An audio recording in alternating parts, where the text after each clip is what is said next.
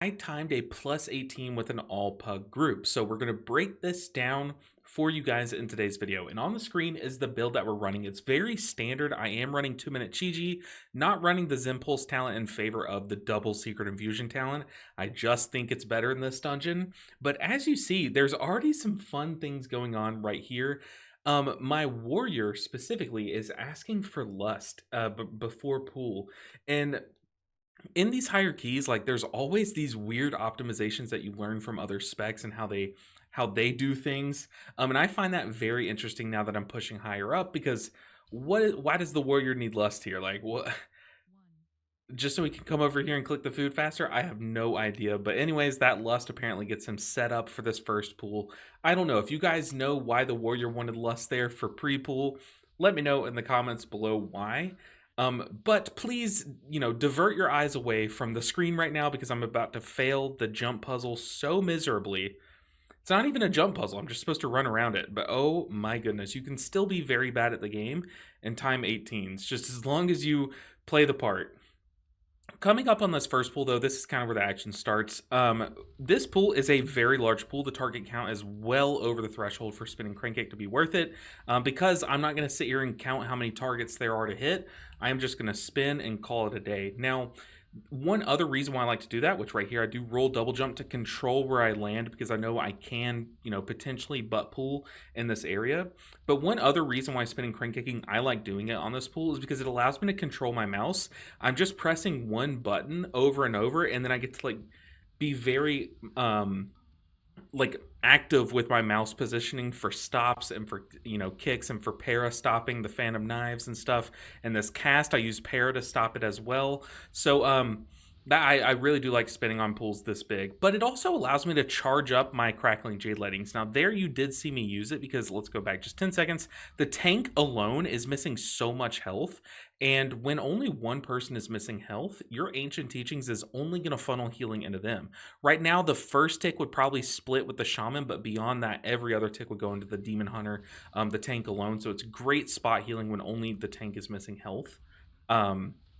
But yeah, really, this pool can get very terrifying if your group's not on top of stops, but we have an excellent group for like AoE crowd control. We have a demon hunter tank. We know how broken they are. We have a shaman with their double, maybe even quadra cap totem.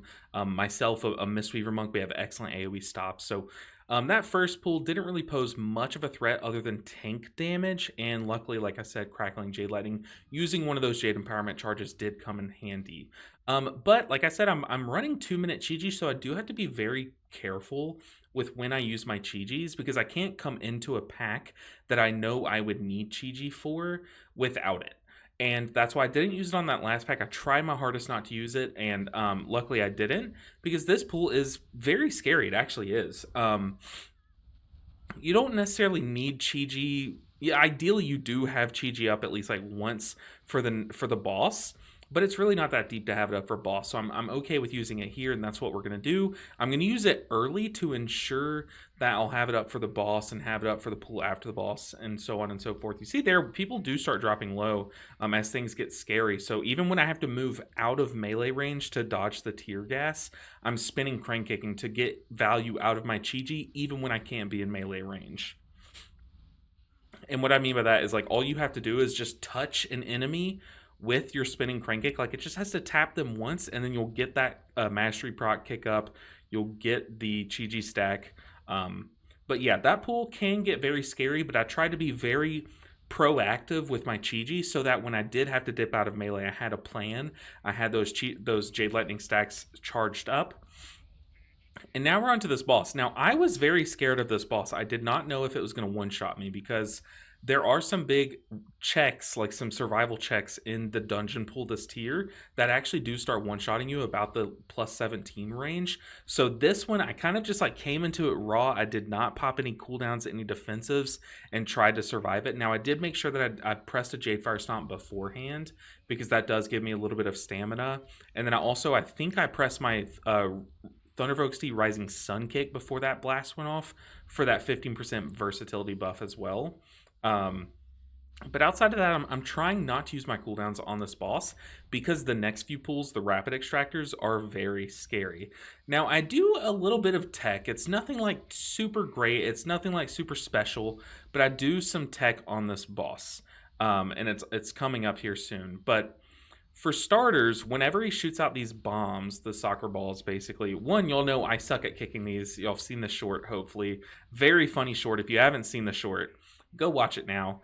But I'm trying to like stagger how quickly I kick these in. You'll see this last one I leave up to the shaman because they do kind of the longer you delay them, the longer you'll have the damage bonus, the damage buff to yourselves. So it is just better to delay those stacks. You see here on my frames, he has 6 stacks and they just fell off. But you can really kind of delay that last soccer ball being kicked in. So I either wait myself or I let a DPS do it. And you see there, that was one of the techs that I did. So whenever you get knocked away as a Mistweaver, you're either just AFK while you fly through the air. You can maybe cast something like a Life Cocoon and instant Vivify. Or you can do what I did, where I took the time of being AFK instead of while I'm in the air. I used the few seconds before the boss knocks me back being AFK to cast Roll. So I cast a Roll, and then he knocks us back, and then I can double jump, and then I'm basically AFK a little less time, so it allows me to land quicker. It's a super minor optimization, but I thought it was pretty cute. Okay, I started doing it ever since like a few keys ago because it just gives you more time to react to the damage as a healer, which is always nice. But here you're going to see what I mean about the soccer balls. So I see the shaman kicked one in. I'm just going to let this one kind of rot a bit on the timer, and then I'll kick it in. Ideally, you let it go longer, but I just don't want to risk anything in this key. So, but it does kind of, the stacks, every time the boss gains a stack, it extends the duration, or it starts the duration over. So that's why I kind of delay that 6th one. But really, this boss is just like save one button to press. You don't really need to full commit like a Chi-Ji for each of these static pulses. You don't need your cooldown to top everyone up. You just need your cooldown to help everyone survive, because you see just how much downtime there is where I just have time to Ancient Teachings everyone up. I just need to make sure they survive the initial static pulse dot. And then here, once again, I am delaying this last bomb as long as I can. And then boom, the boss should be dead. So, yeah, honestly, super standard pool. We didn't do any fancy tricks on this boss. A lot of times people in these hierarchies will pull by the pipe because all the bombs will like spawn under the boss for some reason. And that's a pretty cool route, but we did not do that this pool.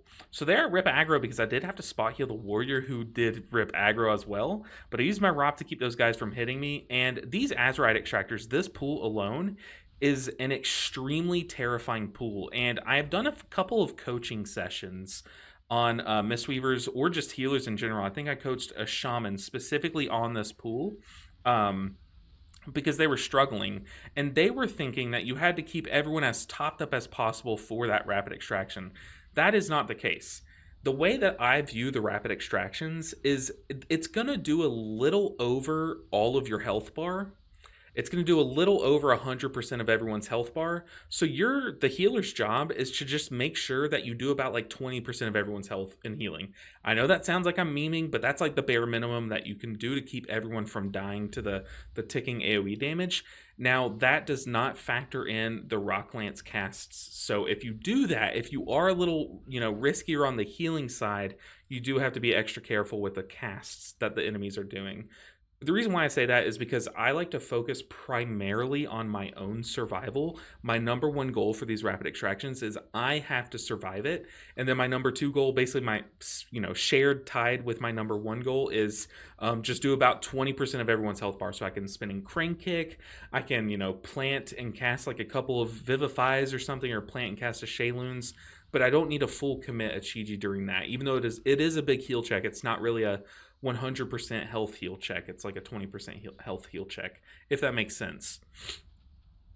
Obviously you do more healing than that, but that's just that's all you need to do really as a healer.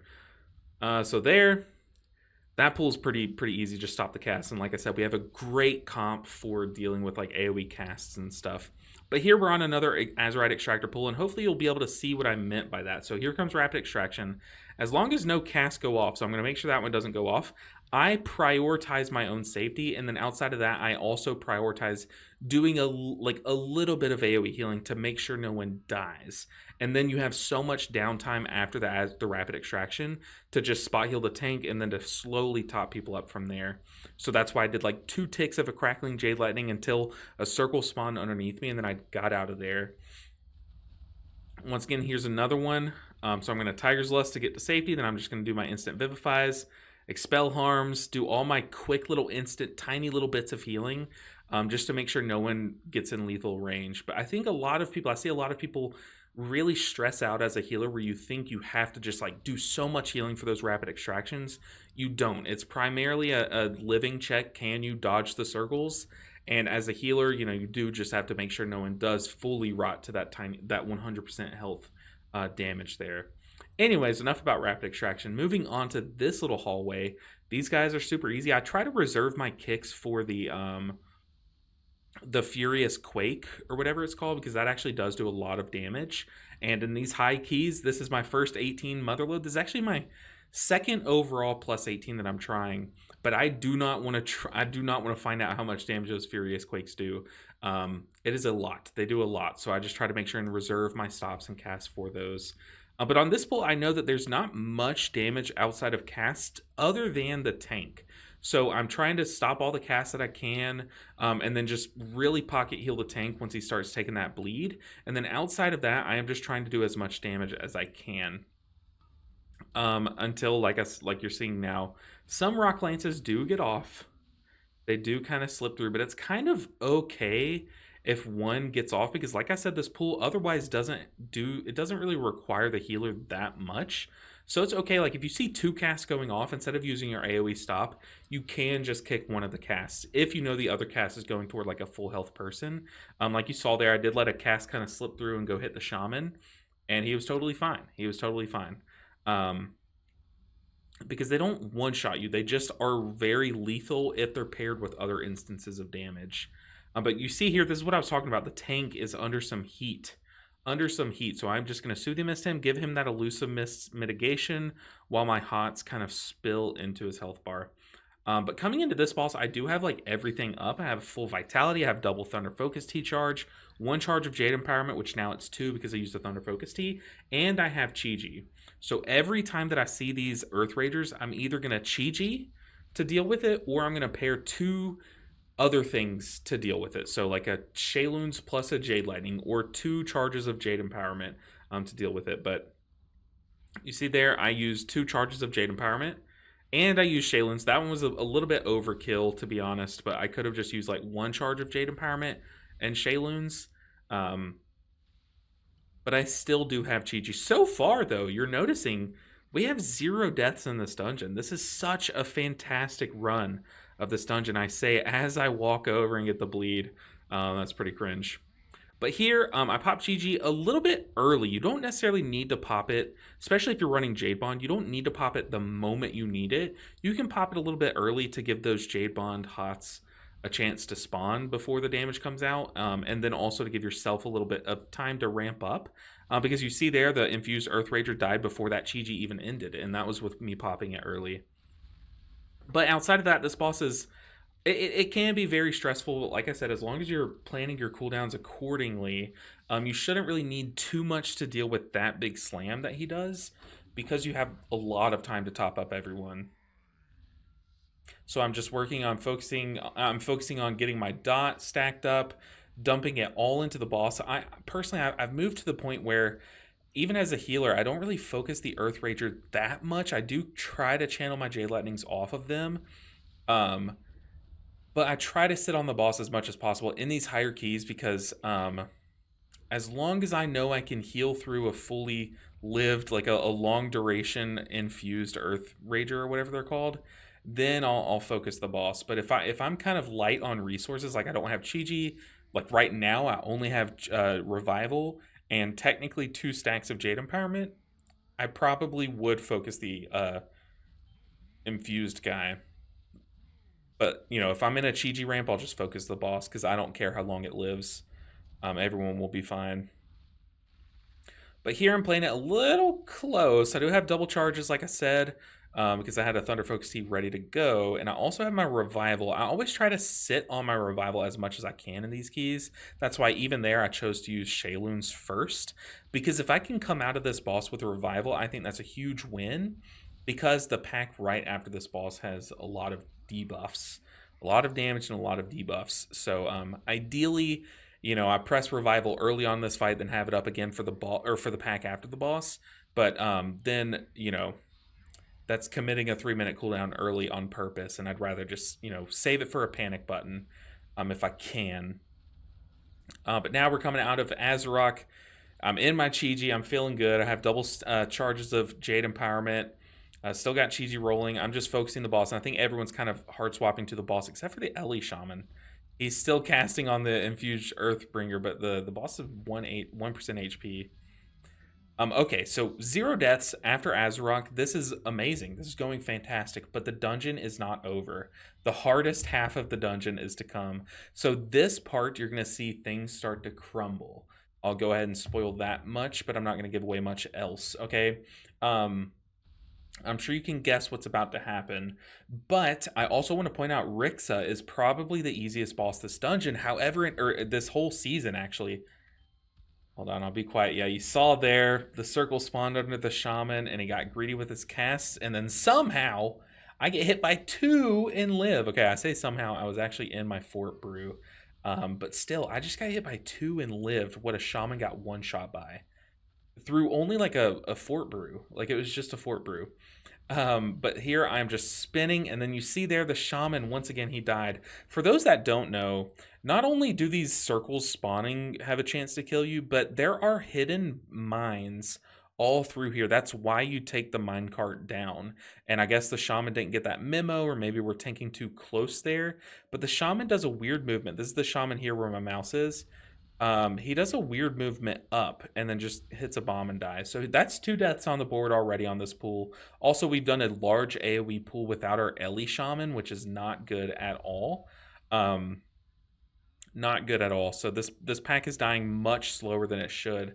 But luckily, Rogue and Warrior both have fantastic AoE.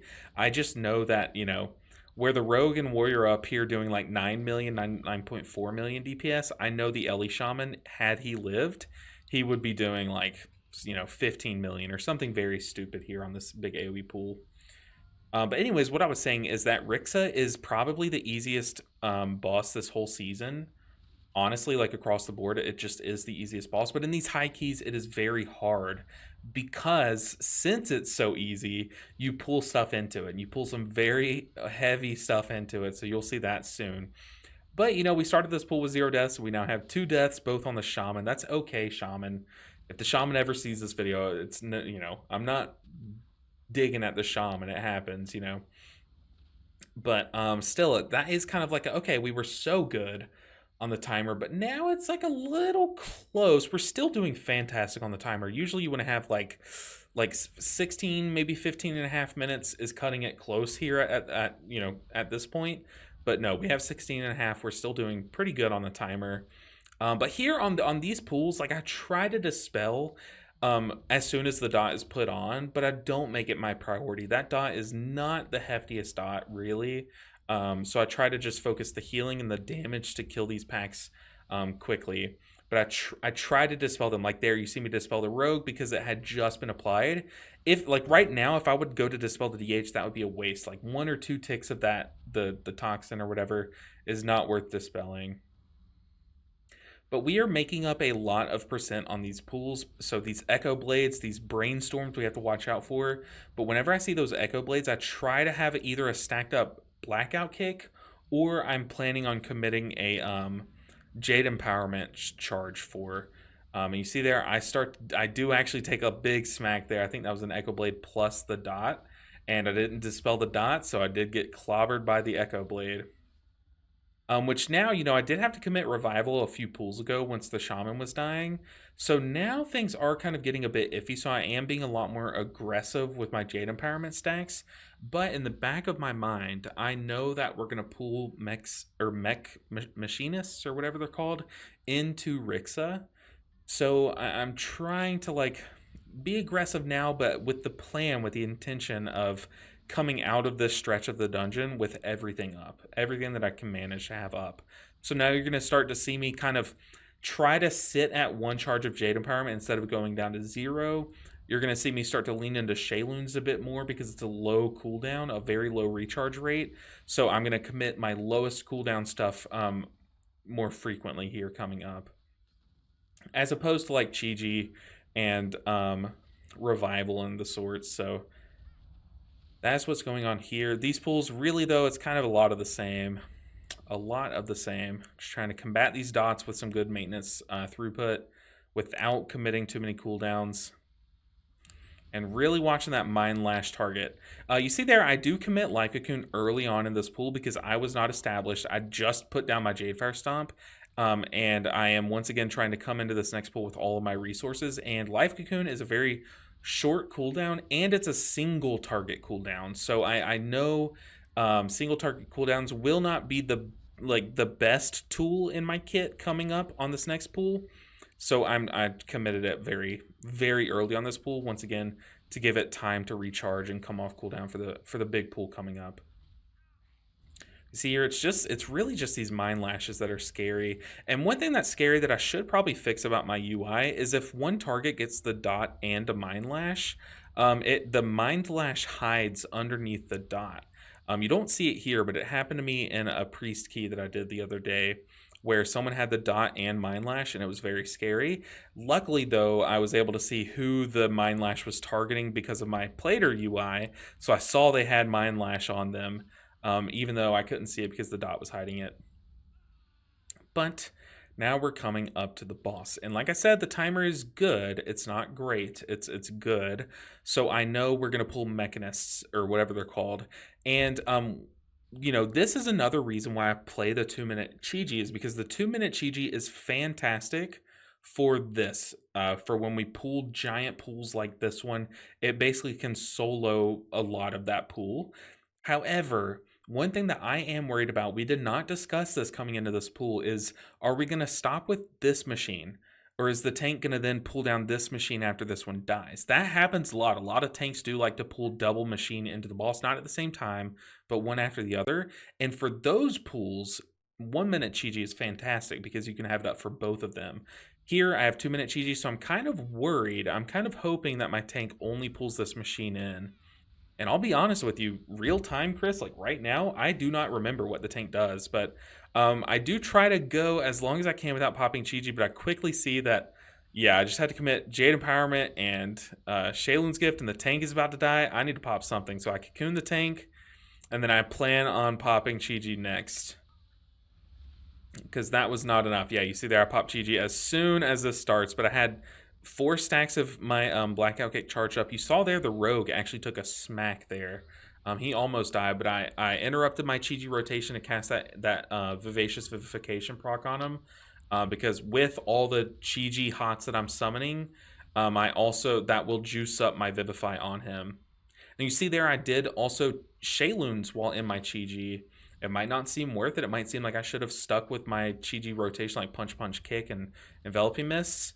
But all of those hots that you're applying, all of those healing modifiers like Chi Harmony and Enveloping Mist that you summon while you're in your Chi-Ji, do amplify your actual heals like Shayloons and stuff. So it's not the worst thing. You try to avoid doing that, but it's not the worst thing.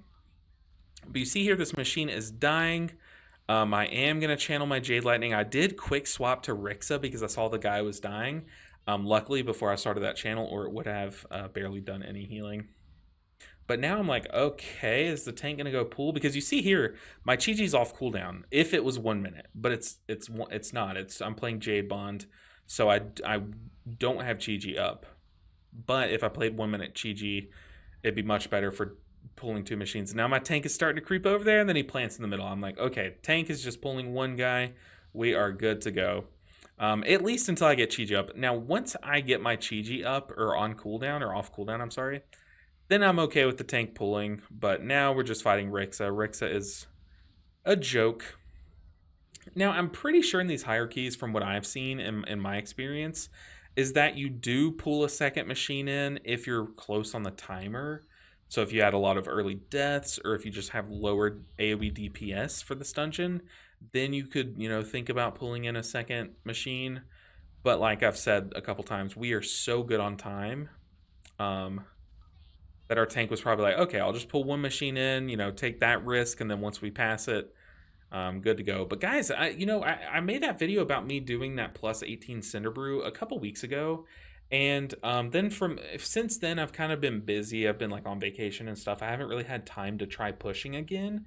Um, but I do have pretty big like key anxiety is kind of what people call it, but it's just like where you really psych yourself out and you kind of get like anxious for pushing keys because of the risk of failing and all these other reasons. And I don't know, I think that Cinderbrew video and y'all's comments especially, y'all were so kind in that video. I thought that it was coming up whenever I was editing and watching that video back. I thought I sounded so corny, hyping myself up for playing with a pro and almost timing an 18 and stuff. But you guys were so kind and supportive in that video that it made me want to push another 18 so bad. So this was actually recorded like the day I came back from my trip. Because I was so ready to just go. I mean, you guys, like I said, y'all inspired me, like y'all always do, to try again and to get back up on that horse and try an 18, try something I've never done before, keep pushing my limits. And I just appreciate you guys so much for not only being nice to me, but just being great in general. So, yeah, okay, sappy moment out over with. We are in a scary pool. So what a lot of people do in these hierarchies is they do this pool where you try to get all the mines out of the way, and the specialists out of the way all at once. However, sometimes, like you're seeing now, you do also pull a machine on this pool. So this pool is terrifying. I am committing Chi-Ji, because I'm seeing that, I don't know, this pool might go on for a long time, and we have a long walk. After this pool, I might be able to get Chi-Ji up again if we do a double machine pool. But yeah, now it is just the machine, the specialists. I kind of wish that I didn't Chi-Ji there, because I know these specialists they can cause me to move, which coming into this next charge shot, if they were still alive and a swirly went under me when I'm planning on casting like a Shayloons or a Jade Empowerment, that could be pretty sus. But hey, we survive another machine. Now that's the only thing that's really between us and timing this key is like one pool, like one machinist or one machine plus a specialist maybe, which yeah, that's what we're gonna pull, and the boss. So we have 7.5 minutes. We just have to execute. So I'm really focused up. Charge shots happening. I'm going to combat it with a Jade Lightning because I have something to cleave off of. I do see that I'm dipping very low, so you saw me press Expel Harm the moment that I could at the end of that Jade Lightning cast, and it does save me fully. Outside of that, I'm trying to come into this next boss with my defensives. I don't really care if I have Chi-Ji at the pool on the boss, but how I treat this next boss, which is Muggle Razdunk, is I try to like pool up resources, POOL, pool up resources for the intermission. Whenever he does his big slams and his big hammers on the trash cans, I find that to be the hardest part of the fight by a long shot. So you see there, we were doing a skip. We're trying to skip till the end without aggroing anything, and the shaman actually aggroes. I also kind of aggro, but apparently it's okay. I don't know. I think that mine, once it kills the shaman, it disappears. But here's the skip that we're doing. So the tank pulls these machines to the corner. We all run past. The tank shadow melds, drops combat on these machines. However, like I said, the shaman does have those mines on him, so the shaman, unfortunately, is going to have to die again. But hey, 3 deaths, all to the shaman. I'll take that. You know what? I will take that. So he's like, what do I do? What do I do? We're typing to him. The rogue says, may have to die. I can't tell. Die, Mr. Chief. Oh, sorry. I thought it was Pasta Chef, but it's Pasta Chief. So then I do my AoE res, since it has like a longer range or something. It can hit people that I'm not like, that I'm LOS from. But here we are. We're down to 5.5 minutes, and the final boss. This boss does take a long time to kill, so now I would say we are cutting it close. However, we will get Lust up at some point. So as long as we can survive, the intermission, basically, I think we're in the clear here. That's what I'm thinking to myself. So I try my best to make sure the person that gets the rocket, they have my insurance, a Chi Harmony, and an Enveloping Mist on them. So I will press Renewing Mist and then Soothing Mist, an Enveloping Mist on them every single time. I'm pretty sure I do it without fail. So here, yeah, Renewing Mist. I get like one kick in. I see he invised, so nothing's going to happen. Then I'm like, okay, we're good. However, I do always get scared when people do stuff like that, like when they invis or they skip a mechanic, or they shadow meld, whatever they do. I do kind of have my Shaylun's finger ready at moments like that. But this little spin that we're doing is pretty unsafe, so I'm really being careful with my ears and with my eyes of seeing where these robots are to make sure like they're not going to shoot their missiles while we're spinning around, and I'm trying to make sure I remember the timing and the pacing of when they fire their big, swirlies, the big red circles and stuff. Because if they were to do it right now during this Gatling gun, I would have to take some of the ticks of the Gatling gun and stand in the safe spot. Oh, which by the way, if you don't know, there is a safe spot like kind of right on this corner, kind of right between where I'm standing right now, like now about where I'm standing. This is a safe spot. You can't get hit by the red swirlies. But yeah, speaking of safe, we are very unsafe. This intermission, I think, is one of the sneaky hardest pulls or hardest moments in any dungeon pool. So you see there already that guy jumps in, so I don't have anyone to Chi-Ji off of, so I have to life cocoon off the rip. I go ahead and Fort Brew because I was getting shot at, but now I'm kind of coming into this part of the dungeon without Fort Brew. And then here I am mid Chi-Ji. I just used Shaylun's gift, mind you. I don't have many resources at all, and then I am the one who gets targeted. So mid Chi-Ji, you have to run out of melee. That is huge bad. So I'm panicking. So I Thunder Focus Tea and Enveloping Mist for some spot healing from afar.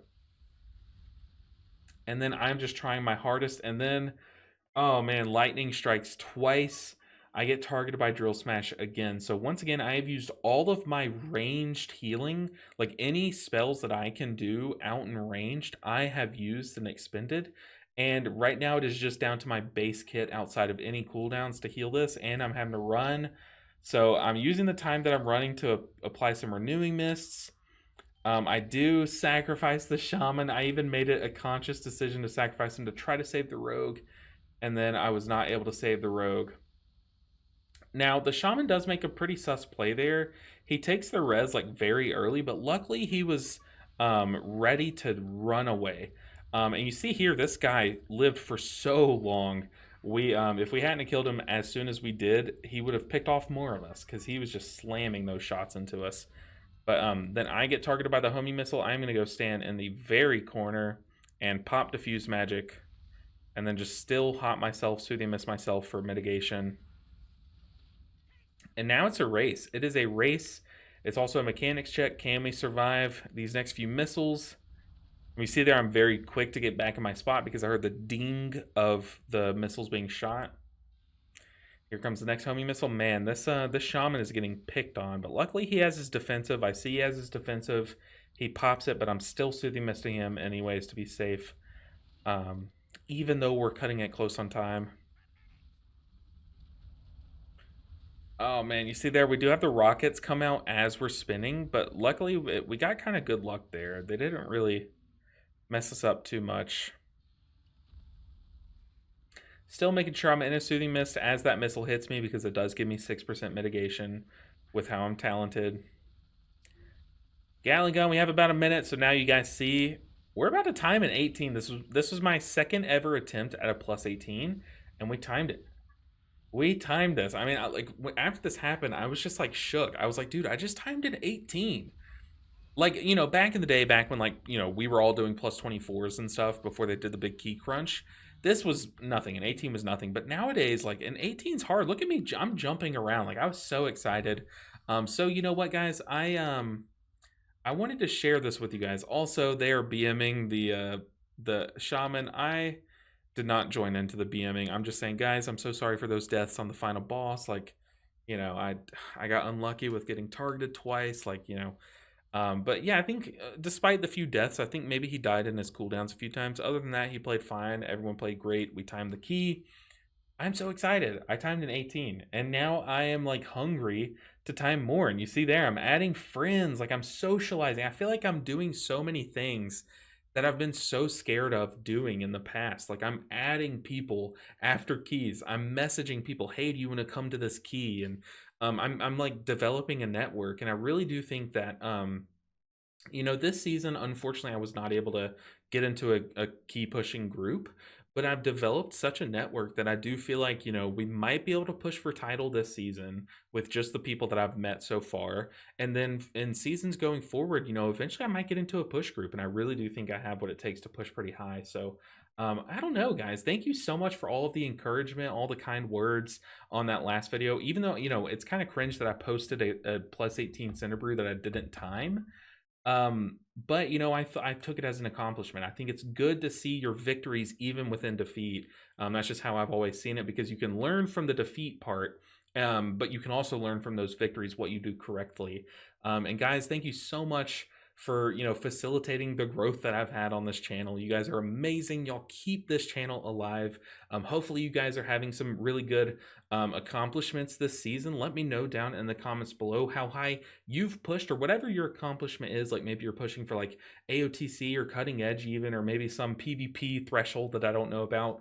Guys, thank you so much for watching this video. I appreciate you all. Make sure you guys subscribe on the way out and make sure you like the video if you liked it. I'll see you in the next one. Until then, take care, guys.